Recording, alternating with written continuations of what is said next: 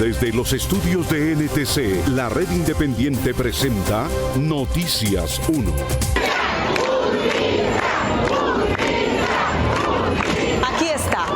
Esta es la imagen del día. La indignación de la comunidad de Candelaria Valle ante el asesinato de una niña a manos de un predador que había sido liberado por vencimiento de términos en un caso anterior y que minutos antes del crimen intentó secuestrar a otra niña, cliente de su almacén de mascotas. La rabia ha hecho emerger una ola de opinión que reclama la pena de muerte, pero también las críticas al sistema judicial que mantenía en libertad al predador que ya conocía en sus expedientes. De esta historia hablaremos hoy. En Noticias 1 esta noche, familiar del colombiano señalado de organizar en Dubái atentado contra Petro, dice que él es pobre e inocente y que la acusación en su contra surge de una trama de amor, maltrato y venganza, como de telenovela mexicana. Expertos y cuidadores coinciden en señalar las fallas de la justicia frente a los niños y piden la creación de instancias especiales. Expresidente Samper apoya anuncio de Petro para comprar la cosecha de coca en El Plateado. Un líder ambiental amenazado ejemplifica el problema que debe superar Colombia para cumplir con sus metas COP y Escazú. ¿Y en qué tal esto? Una baranda bajita provocó una muerte en el estreno de un puente vehicular en Bogotá. Por la prensa libre y el derecho que todos ustedes tienen a la verdad. Yo soy la Red Independiente. Presenta Noticias 1 con Diana Gil y Gerson Caucha. Comenzamos con las mejores noticias del fin de semana. Noticias 1 intentó ubicar al colombiano que, según informes de inteligencia de Estados Unidos, habría planeado un atentado contra Gustavo Petro. Encontramos a su familia que, atemorizada, describió el montaje de un empresario mexicano y desmintió el supuesto récord criminal. María Camila Hidrobo. Diana, ellos describen la trama de una historia de amor que terminó en maltratos y divorcio y un plan de venganza al jefe rico y su empleado pobre, dignos de una telenovela mexicana. El pasado 20 de julio el presidente Gustavo Petro llegó casi 3 horas tarde al desfile de conmemoración de la independencia de Colombia por razones de seguridad, según dio a conocer el mandatario el día siguiente.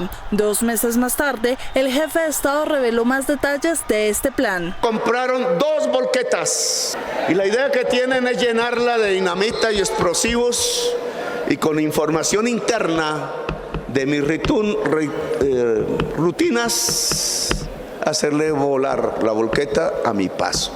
El abogado Javier Mejía Arias, quien conocía este plan, denunció ante la fiscalía a Brandon Zuluaga como el encargado de recibir el dinero de la nueva Junta del Narcotráfico que financiaría el plan. La familia de Zuluaga habló con Noticias 1. Dicen que esta acusación es falsa y que todo se trata de una retaliación del petrolero mexicano Eduardo Javier Natividad Maqueda. Sacaron esa noticia al aire dañando la reputación de un joven, poniendo en riesgo la vida de su familia. Según los familiares de Zuluaga, el petrolero fue pareja de la hermana de Brandon. Ella decidió separarse de él por los maltratos y esa decisión habría impulsado al petrolero a señalar a Brandon, que en algún tiempo trabajó con él en Dubái. Brandon trabajó con este señor en los restaurantes, era encargado de compras, de recibir los contenedores, de la bodega de almacenamiento para todos los restaurantes. Sin embargo, ya que el empresario mexicano tiene más de 130 demandas en Dubái y aproximadamente 90 demandas en Abu Dhabi por los maltratos a sus trabajadores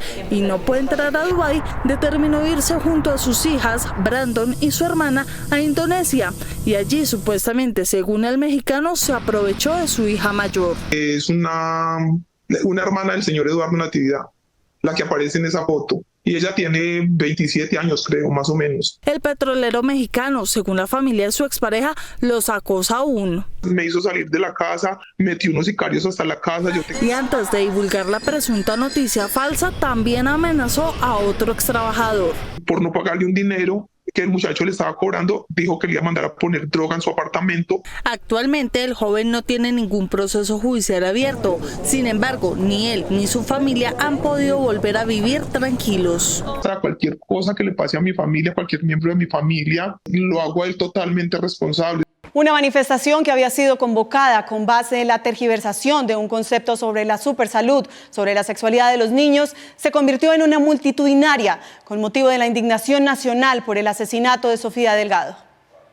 2 semanas después de que se emitiera una circular por parte de la Superintendencia Nacional de Salud que abre la puerta para que personas trans menores de edad accedan a tratamientos de resignación de género, organizaciones anti-gay convocaron a esta movilización a la que se unieron indignados por el caso de Sofía Delgado. Es inaudito que nos quedáramos callados nosotros cuando un niño menor de 11 años pueda tomar la decisión de cambiar el sexo y a los 22 años se dé cuenta que tomó una decisión equivocada.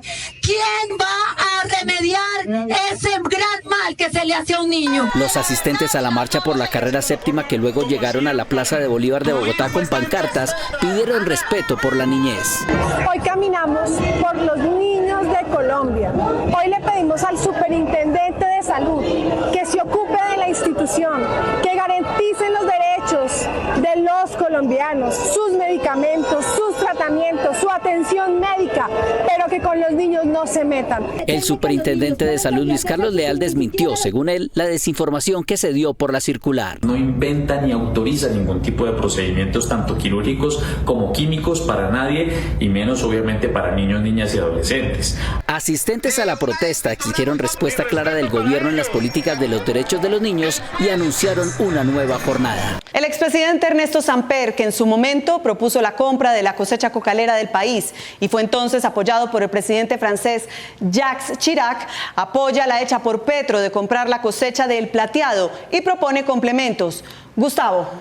Diana, tanto Petro como Samper entienden la movida como una transición entre la economía ilegal en la que han vivido durante décadas algunas comunidades del país y la economía legal que debe crearse en sus zonas para quitarle este apoyo a las organizaciones de narcos que lo someten. Nosotros en el Plateado vamos a iniciar la compra estatal de cosecha de coca. El anuncio hecho por el presidente Gustavo Petro. Me van a caer rayos y centellas. Indicando que el gobierno comprará la cosecha de coca que se produzca en el Cauca, específicamente en el Plateado, fue respaldado por un expresidente que también propuso mecanismos diferentes a la aspersión aérea para controlar los cultivos ilícitos. Va exactamente en la misma dirección que tuvimos en cuenta en mi gobierno para sustituir la erradicación forzosa por vía aérea o por vía manual, que fue un completo fracaso, por una erradicación voluntaria a través de esta sustitución social de los cultivos. Petro lanzó su propuesta asegurando que se deben buscar otras alternativas para los campesinos que derivan su sustento de estos cultivos, porque no hay otras formas de supervivencia en esa región. Si no cambiamos los métodos, pues no cambiamos, porque si vamos a repetir lo mismo con los mismos instrumentos, todos sabemos que no se solucionan los problemas. A la propuesta, Samper le agregaría otras medidas. No basta con la compra de las cosechas, además se requiere que esta compra sea a un precio justo, porque aún ya hoy, a diferencia de entonces, el precio de la coca está inclusive por debajo de otros productos lícitos que podrían sustituirla. También indicó el expresidente que mientras se produzca la compra, al campesino hay que darle sustento. Se requiere que haya un sostenimiento del campesino mientras que se renueva la cosecha por una de carácter más permanente, que pueda tener manera de sobrevivir. Y fue más allá, la tierra debe ser de los campesinos. El gobierno está interesado en la política de tierras, que esta sustitución se haga titulándole a cada uno de los campesinos que acepte vender su cosecha este pedazo de tierra para que la pueda vivir y trabajar en plena libertad. Petro anunció además que en la zona del Plateado también habrá soporte financiero. Entonces al campesinado del Micay le vamos a comprar sus cosechas de coca, mientras aparece la economía lícita. Para eso se necesita crédito en el Micay. Crédito en todas las zonas, las más pobres y excluidas de Colombia. En los próximos días, el gobierno anunciará los demás elementos de su intervención social en el Plateado. La agencia de cooperación Oxfam reveló hoy en su estudio de concentración de la riqueza y en este anota que con lo que las empresas colombianas han evadido impuestos en paraísos fiscales, se podrían haber cerrado las brechas de desigualdad en el país. Marta Olaya. Diana, según un estimado, entre 2015 y 2020 salieron del país hacia paraísos fiscales unos 9 billones de dólares, que a pesos de hoy serían 37.8 billones de pesos, es decir, 3 veces el dinero que se busca recaudar con la ley de financiamiento. En medio de la coyuntura que enfrenta el país por el bajo recaudo tributario de la DIAN este año, la ONG Oxfam Internacional reveló este informe en el que advierte que Colombia es el octavo país del mundo con mayores pérdidas fiscales, ya que el 28% de la inversión que recibe proviene de paraísos fiscales. Aquí se invierte. Según Oxfam, en la última década, $1 de cada $3 en inversión que entra o sale de Colombia pasa por un paraíso fiscal, y en lo que va de este 2024, un 26% de la inversión de Colombia en el exterior se ha dirigido hacia Panamá. Con lo que nosotros planteamos es que no son paraísos fiscales, que son guaridas fiscales, porque en realidad lo que pasa allí es que se transfieren los recursos hacia estos territorios que tienen baja o nula tributación, justamente para no pagar impuestos en el país. El informe plantea que los recursos que se necesitan para robustecer el presupuesto de educación y salud están en los paraísos fiscales. La DIAN y las autoridades tributarias y fiscales en Colombia refuercen las medidas que eviten esta salida de recursos de tal forma que logremos tener el presupuesto necesario para garantizar la educación y la salud en el país, lo que cerraría las brechas de desigualdad. Igualmente señala que entre 2015 a 2020 las multinacionales que operan en el país trasladaron más de $9 billones a paraísos fiscales, dinero que alcanzaría para cubrir más del 90% del rubro de inversión del presupuesto para el próximo año. El 80% de los municipios en Colombia no tienen acceso a salud de calidad, y las personas más ricas y las grandes empresas y las multinacionales que generan riqueza en Colombia están sacando los recursos hacia estos lugares donde no pagan impuestos. Para Oxfam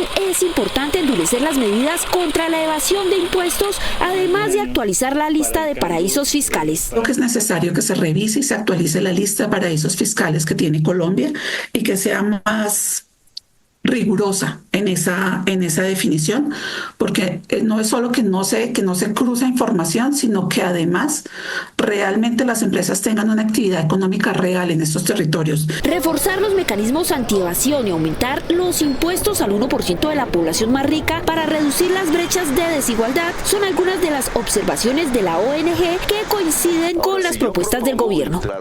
El Congreso por mayoría rechazó la posibilidad de reglamentar el salario mínimo por el jornal agropecuario. La bancada del gobierno dice que insistirá en buscar retribución justa para los campesinos, y la oposición que va a mantener su posición. Ha sido aprobado el título y la pregunta. Después de 2 años e igual número de intentos, la reforma laboral avanzó, aunque mutilada, en el Congreso de la República. Tenemos un sabor agridulce porque se perdió una oportunidad muy linda en esta plenaria de Cámara, que fue proteger a los campesinos y campesinas, a los trabajadores rurales, a quienes teníamos la figura del contrato agropecuario y del jornal agropecuario complementario con vivienda rural.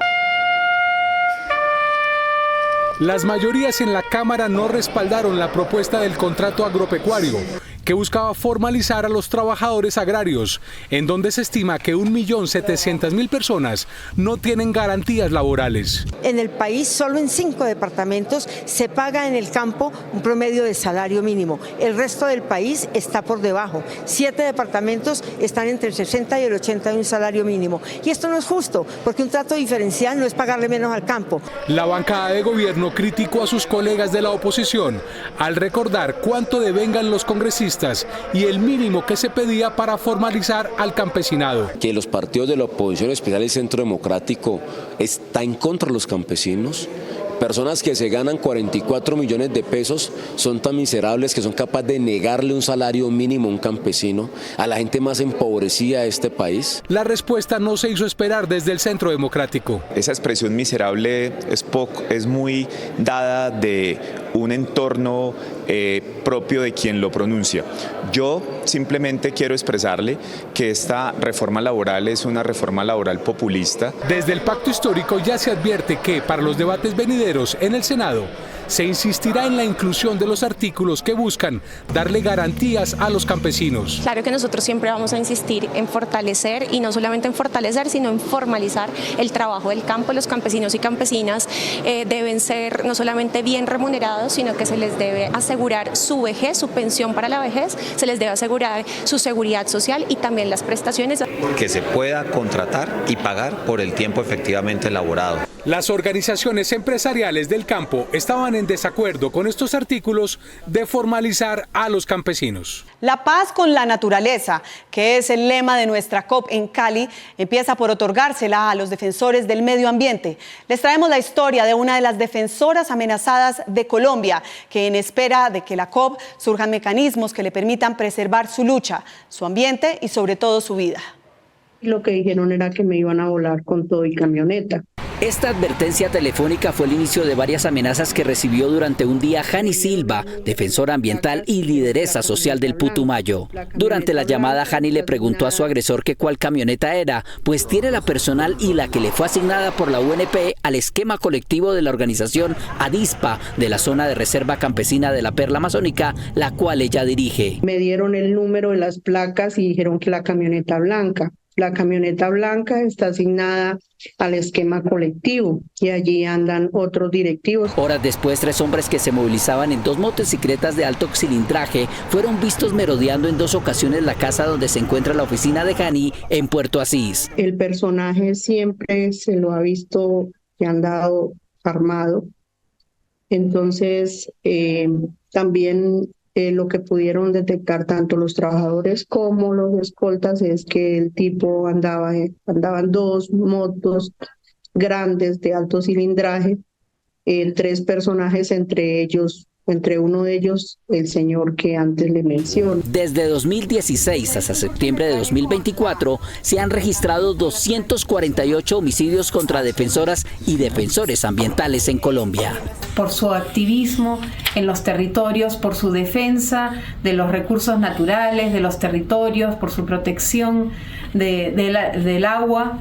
Y preocupa mucho a ONU Derechos Humanos que dentro de estos 248 casos, 139 eran personas indígenas de comunidades y de pueblos indígenas tratando de defender la biodiversidad de este país. La ONU Colombia evidenció que la situación se ve en la mayoría de departamentos, siendo el sur de Colombia el que más casos registra. El departamento del Cauca, el departamento del Chocó y el departamento de Nariño son 3 departamentos de los más afectados en el país en cuanto a la violencia que se ejerce contra defensoras y defensores ambientales. La ONU Derechos Humanos le hizo un llamado urgente al gobierno para que tome acciones. En la antesala de la COP16, Colombia presentó ante los demás países suscriptores del primer convenio de diversidad biológica de 1992 las 6 metas que ha conseguido y anunció que la próxima semana presentará su segundo plan para cumplir con las demás. En el Centro de Eventos del Pacífico se reunieron los delegados del Convenio sobre Diversidad Biológica, CBD, para analizar la implementación de los acuerdos alcanzados en COPs anteriores. Entre el 16 y 18 de octubre se evaluó la implementación del Marco Global de Biodiversidad COP-Montreal como antesala a las negociaciones entre los delegados de los 190 países que comenzarán el próximo lunes. A fecha de hoy, 91 partes han presentado objetivos nacionales. 61 de ellas tienen uno o más objetivos nacionales alineados con cada uno de los objetivos del marco y 29 partes han presentado ya sus estrategias y planes nacionales sobre biodiversidad. Esto es alentador. Susana Mohamed, presidenta entrante de la COP, afirmó que esta conferencia debe ser de implementación. En Colombia, la política pública que acoge las recomendaciones del CBD es el Plan de Acción de Biodiversidad 2016-2030. Colombia se enorgullece de haber logrado presentar sus 6 metas nacionales que aportan a las 23 metas del marco global. Además, el viceministro de Ambiente anunció que el 21 de octubre Colombia lanzará el plan de biodiversidad actualizado, alineado con las metas del marco global COP-Montreal. Colombia está subiendo puestos en el ranking mundial de innovación, lo que indican los indicadores. La Organización Mundial de Propiedad Intelectual publicó su índice global de innovación, con Suiza en el primer puesto, Bolivia en el puesto 100 y Colombia en el 61, antes que Argentina, pero después de México. Esto indica que lo imaginado no nos lo quitan. Esto es lo que indican los indicadores.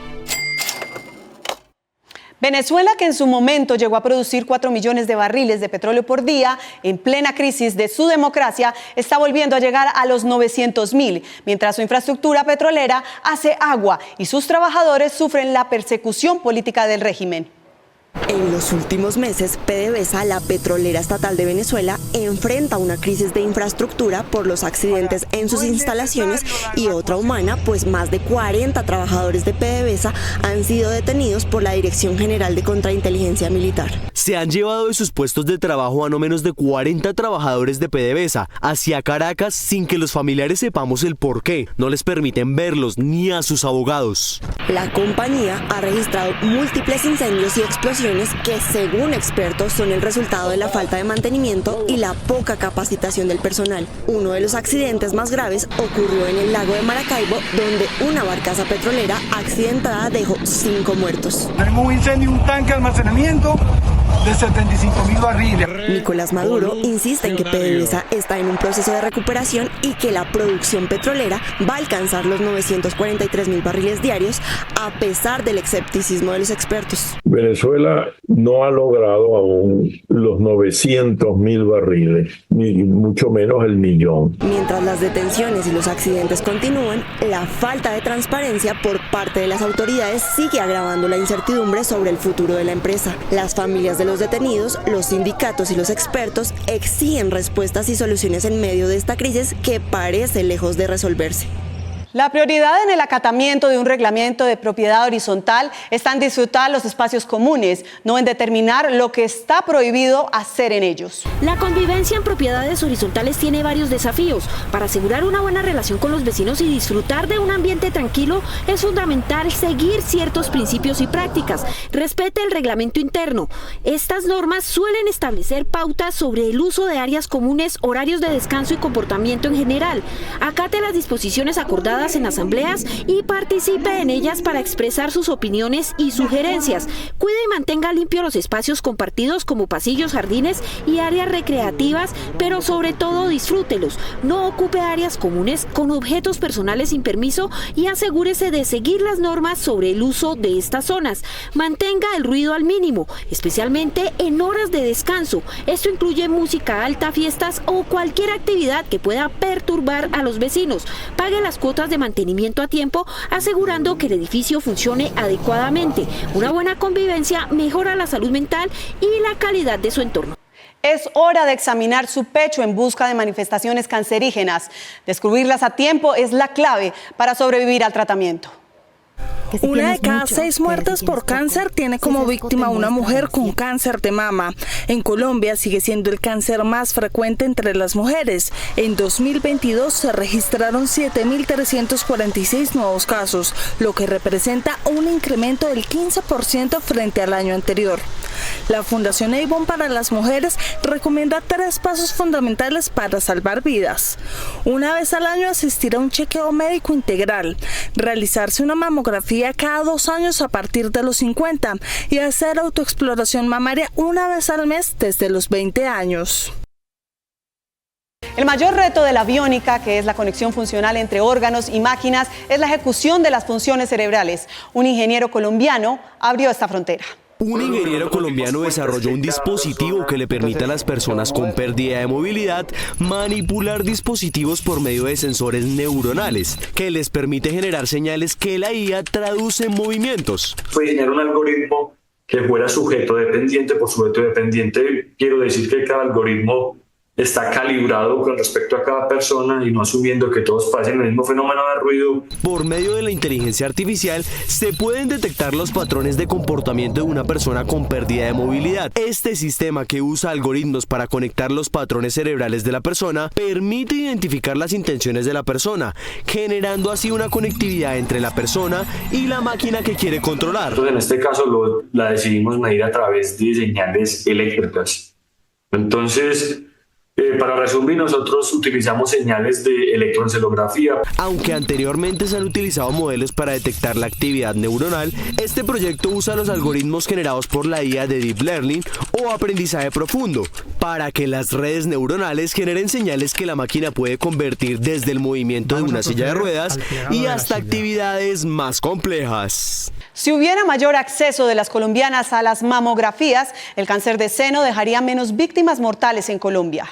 De acuerdo con la Organización Mundial de la Salud, en Colombia 61.396 mujeres tienen cáncer de mama. Esta variante de la enfermedad es la más común para las mujeres, con una frecuencia de 50,7 casos por cada 100.000 habitantes y una mortalidad de 13,3. Según la Sociedad Americana contra el Cáncer, las pacientes diagnosticadas en la etapa inicial tienen un 99% de probabilidades de sobrevivir. Por esto, expertos recomiendan realizarse exámenes regularmente. En Colombia, la gran mayoría de las mujeres que consultan por esta enfermedad lo hacen en estadios ya avanzados, donde las posibilidades de éxito disminuyen de manera importante. La falta de ejercicio, el sobrepeso y el exceso de alcohol pueden contribuir a desarrollar esta enfermedad. Se sugiere realizarse autoexámenes constantemente para conocer la consistencia del seno y detectar cualquier tumor a tiempo.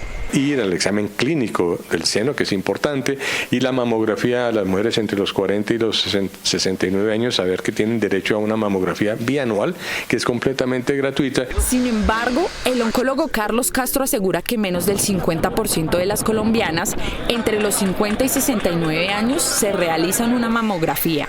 Un accidente que no revestiría mayor complejidad sucedió en la cresta de un puente recién puesto al servicio de Bogotá, pero la pasajera de la moto impactada voló por los aires, cayó desde la altura del puente y perdió la vida. ¿Qué tal esto?